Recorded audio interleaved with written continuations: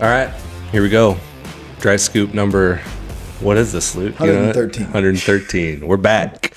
But today we wanted to address hot topics in the industry, and right now that would be rising protein prices. Pricing. Yes, had a lot of talks here lately with customers, stores, retailers we work with, either other brands that we fulfill for, and kind of what's going on with protein pricing. So if you're a consumer and you're seeing let's say you're a Titan consumer only and you're seeing your prices go up, we are not obviously the only ones raising prices. I wish I could say, hey, we're raising prices and we're making a killing doing it. But the truth is, We try to be the last ones to raise prices. we really have been. I mean, we've tried to be. Right? Yeah. We try to only do that when we have to. So I think we'll just get right into kind of explain why prices are up. Some options, some things we're doing to not combat it, but give a few different options to the consumer and kind of what to expect. So, as everyone knows, the GLP-1, the peptide market, weight loss market, has absolutely exploded, both from a prescription standpoint and even like the underground stuff. I think it's a crazy number of like adult women, like 1 in 7 are using a GLP. So this is the first time I think ever that American adults have lost weight. Yeah, the obesity trend's on the way down. On the way down. Yeah. So there's some good with it.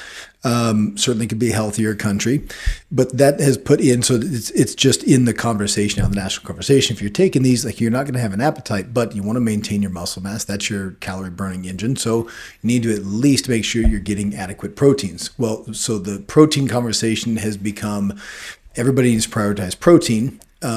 Companies, big companies, Posts, Kellogg's, Starbucks, Dunkin' Donuts, they've caught on to that. So they've added protein either to their menus or to their product list. So you have protein Cheerios, you have protein cornflakes, Protein Pop-Tarts. Protein Pop-Tarts, protein everything. And it's not just the specialty brands, it's the big, like I said, Post, Kellogg's. Conglomerates. Yeah. Buying up the protein supply. So then with higher demands, you're going to have, when supply is bought up, you're going to have prices go up. Now, that's combined with protein, whey protein. That's kind of the driver is whey protein. That is going to be a cheese manufacturing byproduct. Okay. So on your way to making cheese, particularly mozzarella cheese, the waste or the whey of it that's usually scraped off, that is what is used to make whey protein concentrate. Now, ironically, with all the GLP-1 use, cheese consumption has dropped. So there is less whey production available. The answer to that is to make native whey. Native whey is no different than standardized whey or the way you'd expect. It is just a protein powder that was meant for no other purpose, not a byproduct for anything. It was meant for no other purpose other than to be consumed as a supplement. But that by nature, a byproduct makes things cheaper. Okay, it's a dual use product. When you have native whey, that's a more expensive form. So we can get supply. Sometimes it's hard, but there's supply coming in, but it's more expensive. So you take that combined with fuel charges are up. So there's the cost in the powder. Prices are getting passed down everywhere. Exactly. Yeah. That's the best way to put it. Prices are getting passed down. So I mean, the prices that I think when we first started, I think our price on a 5-pound protein to the consumer was $45, $45.99. Yeah. I can't get it for that. Right. Like, I buy trucks of protein and can't get protein per pound to that price. Right. So you're seeing a lot of companies change options. We are too. Our 5-pounder will become a 4.5 pounder. You haven't seen it yet. We've kind of adjusted the price as best we can to be, so we can still be palatable to the end consumer. We prioritize here wanting to make a really quality protein. You could just add collagen to your proteins. You mentioned, we won't name names. You mentioned companies you know in the past have just add carbohydrates. It's still powdered. It still tastes good, but adding carbohydrates. We want to keep a very top shelf product in our blended proteins and in all of them, clear proteins, and still offer the best products we can at the best price we can. So some of the things we're doing, I mentioned the blended proteins. We have increased the price. The total poundage will come down just a bit on the 5 pounds. Again, this is just being really transparent, not something we want to do, but I think that'll make it a little more palatable to the end consumer. And then we also are with we already had the clear whey in the 1 pound. Mm-hmm. It's a clear whey isolate. That's a 20 serving clear whey isolate. And then our isolates. So those, we can talk about that too. We had a little mishap with coming out with these new isolates using some native protein.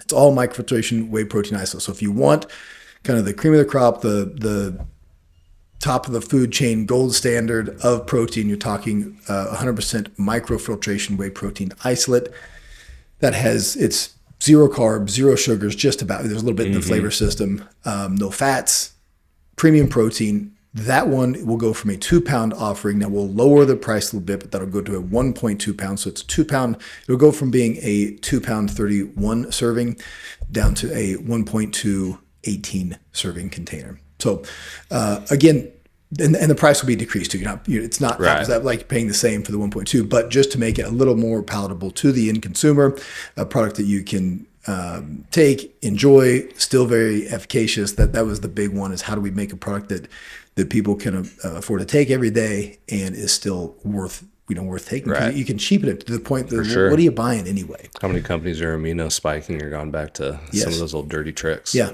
Yeah, I don't know. I think you'll see it. Yeah. I think you'll see it or not. Because you think it's got to be happening on like big box stores, right? Yeah. Where you're getting bigger containers for still super cheap prices. Mm-hmm. Yeah.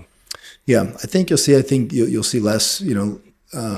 Less protein per serving, less servings per container.